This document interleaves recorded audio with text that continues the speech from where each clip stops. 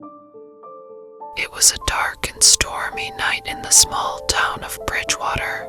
The wind was howling outside like a pack of wolves, rattling the windows and causing the old house to creak and groan. Jenny was sitting in the living room, trying to ignore the eerie feeling that something wasn't right. Suddenly, she heard a strange scratching sound coming from the window. She walked over and peered out into the storm, but she couldn't see anything. As she turned to walk back to her chair, she caught sight of something out of the corner of her eye. It was a hand, pressed against the glass as if trying to reach in. Jenny screamed and stumbled backwards, tripping over her dress and falling onto the floor. She scrambled to her feet and ran to the kitchen, where she grabbed a knife from the drawer. She could feel her heart pounding in her chest as she made her way back to the living room.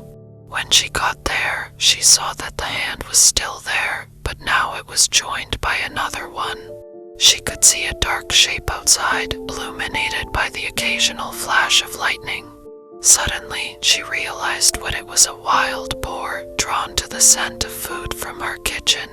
Jenny tried to stay calm, but she knew that a wild boar could be incredibly dangerous. She took a step towards the window, brandishing the knife. That's when she saw the eyes glowing red in the darkness.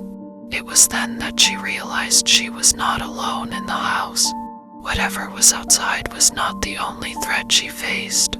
She turned slowly, her heart racing, and saw a figure standing in the corner of the room. It was wearing a long dress torn and stained with blood. Its face was twisted into a grotesque mask of horror, and it held out a hand towards her. Jenny knew then that she had to act fast. She lunged forward with the knife, screaming at the top of her lungs.